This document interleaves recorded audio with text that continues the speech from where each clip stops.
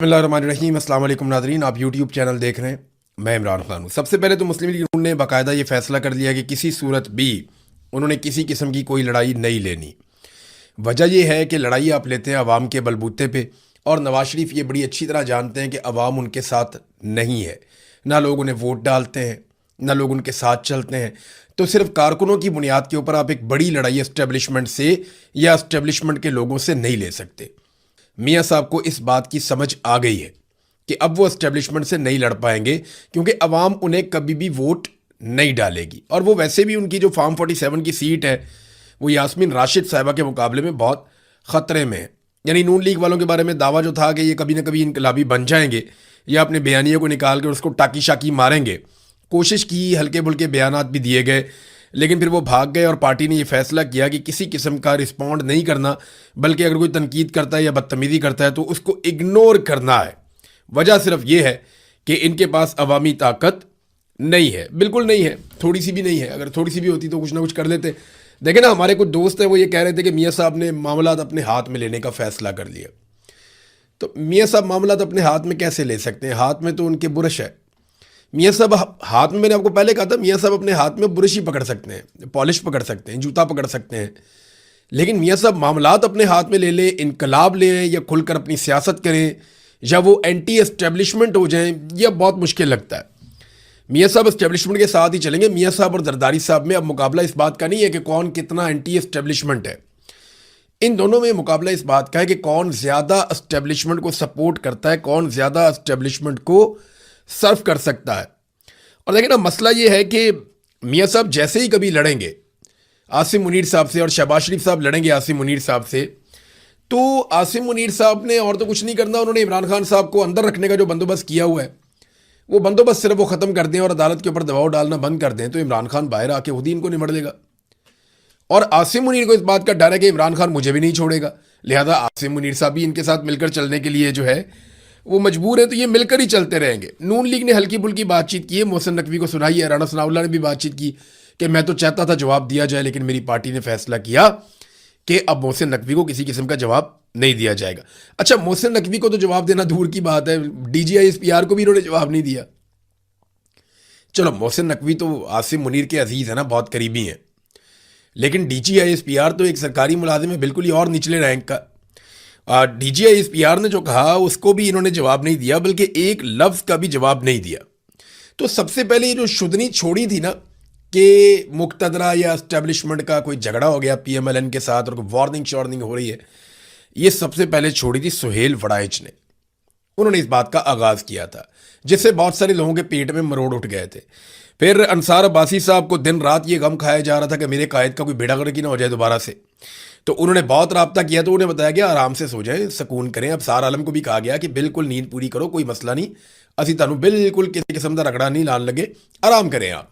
यही बात जो है वो अंसार अब्बासी साहब को भी बताया गया, और वो बेचारे सारा दिन सारी रात जो है वो नून लीग के कारकुनों को हौसला देते रहे, बेफिक्र रहे, मियाँ साहब बिल्कुल इनकलाबी होने नहीं जा रहे, आप फिक्र ना करें। हमाद अजहर ने बड़ा ज़बरदस्त ट्वीट किया था कि नून लीग में लड़ाई सिर्फ एक बात की है कि एस्टेब्लिशमेंट का जो पाँव पकड़ना है वो दायां होना चाहिए या बायां होना चाहिए, बस यही इख्तलाफ है। पूरी की पूरी नून लीग इस बात पे मुत्तफिक है कि पाँव पकड़ना है एस्टेब्लिशमेंट का, लड़ाई इस बात पे कि दायां वाला पकड़ना है या बायां वाला पकड़ना है, भाई इतनी सी बात है। हमाद अजहर ने इसको दरिया को कूजे में बंद किया था। बात हमाद अजहर की बड़ी वजनदार है। बिलावल ने एक बोंगी मारी है, और बिलावल का स्टेटमेंट बड़ा मजे का है। मैं स्टेटमेंट देखता हूँ, मेरे पास पढ़ा हुआ, तो मैं आपको निकाल के सुनाता हूँ। ये ज़रा बिलावल का स्टेटमेंट सुने, यानी बड़े मखसूस अंदाज में जैसे बिलावल बात करते हैं। उन्होंने क्या बात की, बहुत ही मजे का, ये ज़रा सुने आप। और मेरे मुस्लिम लीग नवाज के दोस्तों के लिए जो पैगाम है वो सिर्फ इतना कि आपको वो आवाज़ सुनाई दे रही है, ज़रा गौर से सुने। टिक टॉक आपकी उल्टी गिनती शुरू हो चुकी है। अरे ये भी बड़ा लतीफ़ा है पाकिस्तान की सियासत में। पाकिस्तानियों ने पता नहीं क्या गुनाह किया था कि ये बच्चा इसको सियासत में लाया गया। ना इसकी कोई औकात है, ना कुछ और, ना कोई सियासी तरबियत है, कुछ भी नहीं है। सिर्फ इसका नाना जो है वो एक जर्नैल ने कत्ल कर दिया था, और इसकी वालदा जो है वो कत्ल हो गई। उसके बाद ये सियासत में आ गया और आगे चेयरमैन लग गया डायरेक्ट। और बहुत सारे लोग हैं, उन्होंने बड़ी कुर्बानियाँ दी। अब तो पाकिस्तान तहरीक इंसाफ में बेशुमार लोग हैं जिन्होंने बिलावल से बहुत बड़ी बड़ी कुर्बानियाँ दी हुई हैं। अब तो बहुत बड़े बड़े लोग, बड़ी बड़ी कुर्बानियाँ देने वाले लोग बाकी पॉलिटिकल पार्टीज़ में भी हैं। یعنی یہ نہ 3 میں نہ 13 میں، اصل میں شروع سے سونے کا چمچ منہ میں لے کر پیدا ہوا نا، تو اس کو بیچارے کو یہ عادت ہی نہیں ہے شکست کی. ہر چیز اس کو گھر میں پلیٹ میں رکھ کے ملی ہے، لیڈرشپ بھی پلیٹ میں رکھ کے ملی ہے.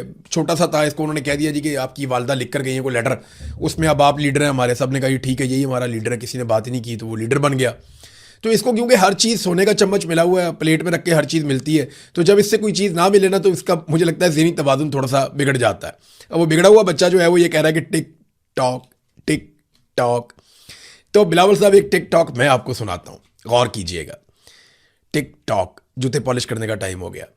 ٹک ٹاک، اب آپ کا دوبارہ جوتے پالش کرنے کا ٹائم ہو گیا. ٹک ٹاک، اب آپ کا پھر سے جوتے پالش کرنے کا ٹائم ہو گیا. آپ یہی کریں گے اور آپ کچھ نہیں کریں گے، اور آپ اس حکومت کو وہاں تک سپورٹ کریں گے جہاں تک کہ آپ کو ملٹری اسٹیبلشمنٹ کہے گی. کیونکہ آپ کے جو والد ہیں جو آپ سے بڑے انقلابی بنے پھرتے ہیں، وہ یہ کہہ چکے اپنے منہ سے کہ میں اسٹیبلشمنٹ کے ہاتھ مضبوط کروں گا، ہم سارے مل کر اسٹیبلشمنٹ کے ہاتھ مضبوط کریں گے. تو آپ جتنے مرضی ٹک ٹاک کریں، ہر ٹک ٹاک کے بعد آپ کو جوتا پالش کرنا پڑے گا. اور نون لیگ کا آپ ساتھ دیں گے. ابھی تک 5 بجٹ پاس ہوئے، ان 5 بجٹ میں بلاول آپ نے ووٹ دیا. مسلم لیگ نون نے جتنا ظلم کیا پاکستانیوں پہ آپ نے ووٹ دیا. ابھی تک 2 آئینی ترامیم ہوئی، ان دونوں آئینی ترامیم میں آپ نے ووٹ دیا. ابھی تک جتنا ظلم اور بربریت ہوئی اس میں آپ نے حصہ ڈالا. سندھ کے اندر آپ نے بالکل کچل کے رکھ دیا سیاسی مخالفین کو. آپ کی بہن کو الیکشن جتانے کے لیے سارے امیدوار اٹھا لیے گئے اور غائب کر دیے گئے، کسی کو ڈرا کے بٹھا لیا گیا. تو آپ بینیفیشری ہیں اس سسٹم کے. آپ نے اپنا چیئرمین سینٹ بنایا، آپ نے اپنے سینیٹرز لگوائے، آپ نے اپنے گورنرز بنائے، آپ نے 3 صوبوں میں حکومت لی، آپ نے اپنے والد گرامی کو صدر پاکستان بنایا انہی جعلی ووٹوں سے. تو ٹک ٹاک جوتے پالش، ٹک ٹاک جوتے پالش. بلاول صاحب آپ نے یہی کرنا ہے، اس کے علاوہ نہ کوئی اوقات ہے اس وقت آپ کی. ہو سکتا ہے کبھی مستقبل میں جیسے آپ کے نانا جو ہیں وہ بھی ایک ڈکٹیٹر کے ساتھ ہمیشہ اس کی بی ٹیم کے طور پہ اے ٹیم کے طور پہ رہے، اور ڈکٹیٹر کو ڈیڈی کہا کرتے تھے ذوالفقار دی بھٹو. تو ان کو اللہ نے توفیق دی، ایک وقت آیا کہ وہ اسٹیبلشمنٹ کے سامنے کھڑے ہوئے، انہوں نے آنکھوں میں آنکھیں ڈالی اور پھانسی کے پھندے پہ جھول گئے. لیکن آپ نے اور آپ کے والد نے بھٹوؤں کی سیاست دفن کر دی ہے. یعنی زرداریوں کا قبضہ ہوا نا جب سے پیپلز پارٹی پہ، تو پیپلز پارٹیوں میں سے بھٹو کا ایسا لگتا ہے خون ہی نکل گیا. اور بھٹو جو ہے وہ تو بچے ہی نہیں بیچارے، بے نظیر بھی قتل ہو گئی، اس کے دونوں بھائی بھی، اس کا والد بھی، تو سارا خاندان ہی اڑا کے رکھ دیا. تو اب یہ زرداریوں کے پاس چلی گئی یہ پارٹی، تو یہ صرف ٹک ٹاک جوتے پالش اور کچھ بھی نہیں کریں گے. یہ یہی کام کریں گے جو انہیں آتا ہے، اور اس کام کے یہ لوگ اب ماہر بن چکے ہیں. ناظرین، علیمہ خانم خیبر پختونخوا میں اپنی کمپین چلا رہی تھی اور وہ لوگوں کو موٹیویٹ کر رہی تھی کہ میرے بھائی کو جیل سے نکالنے کے لیے کوشش شروع کرو اور تھوڑا لوگ اکٹھے ہو جائیں. تو وہاں پہ اچھے بڑے اجتماعات ہوئے، بہت بڑے ان کے استقبال ہوئے. جب وہ ڈی اے خان پہنچی تو وہاں پہ استقبال اتنا بڑا نہیں ہوا. تو اس کی وجہ یہ ہے کہ جو گنڈا پور خاندان ہے یا گنڈا پورز ہیں، ان کی ڈی اے خان میں اچھی خاصی ورت ہے. ابھی آپ اس کو نگیٹ نہیں کر سکتے. ابھی وہ عمران خان صاحب کی پارٹی میں، اور ان کا اپنا ایک نیریٹو ہے، ان کا اپنا ایک بیانیہ ہے. وہ اپنے لوگوں کو جا کے بتاتے ہیں ہمارے ساتھ زیادتی ہوئی ہے. تو کیونکہ لوگ عمران خان کو پسند کرتے ہیں اور گنڈا پور کو عمران خان کا ساتھی سمجھتے ہیں، تو وہاں گنڈا پوروں کے ساتھ کوئی پراپر کوارڈینیشن نہیں ہوئی. اس کا شکوہ کچھ لوگوں نے کیا اور اس کی وجہ سے کوئی بڑا استقبال ڈیرہ اسماعیل خان میں علیمہ خانم کا نہیں ہوا. اس کے اوپر کوئی سوالات بھی اٹھائے جا رہے تھے، لیکن وہ کوارڈینیشن کا کہا جا رہا ہے کہ کوارڈینیشن نہیں ہوئی. کچھ لوگ کہتے ہیں جی گنڈا پوروں نے جان بوجھ کر نہیں ہونے دیا. تو یہ دونوں ایلیمنٹ ہیں. بہرحال وہاں کوئی اتنی بات بنی نہیں، لیکن باقی جگہوں پہ بڑا شاندار استقبال علیمہ خانم کا عمران خان رہائی تحریک کے حوالے سے ہوا. اب جیسے ہی وہ پنجاب میں داخل ہوتی ہیں میاں والی میں، تو ان کے اوپر کریک ڈاؤن شروع ہو جاتا ہے. پولیس آ گئی، پولیس والوں نے کہا جی آپ نے تو چلے جانا ہے، یہ لوگ پریشان ہو جائیں گے، ان کو اٹھا کے ہم جیلوں میں ڈالیں گے، ان کو اٹھا کے ہم گرفتار کریں گے، ان کو ہم بہت تکلیف دیں گے. تو وہ پولیس دھمکی لگا رہی تھی، ڈی ایس پی دھمکیاں لگا رہا تھا کہ جائیں واپس. اور انہوں نے زبردستی دھکیل کے، لاٹھیاں مار کے، لوگوں کو اٹھا کے گھسیٹ کے، جو بھی کر کے جتنی بروٹیلٹی وہ کر سکتے تھے یہ کر کے انہوں نے وہاں سے، ایسا لگ رہا تھا کہ کوئی دشمن ملک نے حملہ کر دیا. پولیس کو اتنی مصیبت پڑی ہوئی تھی. پولیس کو میں نے اتنی مصیبت میں کبھی دہشت گردی کے واقعات میں نہیں دیکھا. پولیس کو میں نے اتنی مصیبت میں بڑے بڑے سانحات میں نہیں دیکھا جتنی مصیبت پولیس کو پڑ جاتی ہے جب بھی کبھی پاکستان تحریک انصاف کے لوگ کہیں پہ کوئی احتجاج کرنے کے لیے اکٹھے ہو جائیں یا احتجاج کرنے کے لیے آگے بڑھ جائیں. ناظرین، اب حالات جو ہے وہ پاکستان کی ملٹری اسٹیبلشمنٹ کے لیے یہ ہیں کہ D G I S P R جو ایک ٹویٹ کرتے ہیں، وہ اس ٹویٹ کے کمنٹس بھی اپنے بند رکھتے ہیں. کمنٹس ہی نہیں کھولتے اپنے ٹویٹس کے. حالانکہ وہ کہتے ہیں پاکستان میں ڈیموکریسی ہے. وہ یہ بھی کہتے ہیں کہ سارے پاکستانی ہم سے پیار کرتے ہیں. تو پاکستانی ان سے کتنا پیار کرتے ہیں یہ جاننے کے لیے انہیں اپنے کمنٹس تو کھولنے چاہیے. ہمیشہ D G I S P R کے کمنٹس کھلے رہتے تھے. ایسا کبھی نہیں ہوا کہ D G I S P R کے جو اکاؤنٹ ہے آفیشیل اس کے کمنٹس بند ہوں. ہمیشہ یہ کمنٹس کھلے رہتے تھے. لیکن اب یہ ہونا شروع ہو گیا کہ ان کے کمنٹس بند کر دیتے ہیں. وہ کسی کو اجازت نہیں دیتی کہ کوئی ان کے اوپر کوئی رائے دے. آج سے کچھ عرصہ پہلے انہوں نے کمنٹ باکس اپنا کھولا تھا, لیکن لوگوں نے جس قسم کی رائے دی یا لوگوں نے جس قسم کا فیڈ بیک دیا اس کے بعد انہوں نے واپس بند کر دیا. اب تو حالات یہ ہیں کہ وہ فوجی افسران کی یا فوجی جوانوں کی شہادتوں کی اور قربانیوں کی جو خبر دیتے ہیں وہ خبر دیتے ہوئے بھی وہ کمنٹ بند رکھتے ہیں. لیکن لوگوں نے جس قسم کی تنقید کی, جب وہ کمنٹ کھولے گئے, لوگوں کو الاؤ کیا گیا کہ وہ اس کے اندر اپنی رائے دیں, تو لوگوں نے جو رائے دی اس تنقید سے گھبرا کر انہوں نے دوبارہ اسے بند کر دیا. دیکھیں, اگر کوئی پرائیویٹ آدمی ہو نا تو کوئی فرق نہیں پڑتا. پرائیویٹ آدمی ہے, وہ کہتا ہے جی میں نہیں تنقید لیتا, میری اپنی آپشن ہے, میں بند کرتا ہوں. لیکن ایک قومی ادارہ ہے, اگر اس کا ایک اکاؤنٹ ہے تو اس میں فیڈ بیک تو سب سے امپورٹنٹ چیز ہے. قومی ادارہ اپنے کمنٹس کیسے بند کر سکتا ہے؟ یہ ایک ادارے کی سیٹ ہے. یہاں پہ لوگوں کی رائے کا احترام ہونا چاہیے, لوگوں کو ان کی رائے دینے کا حق ملنا چاہیے.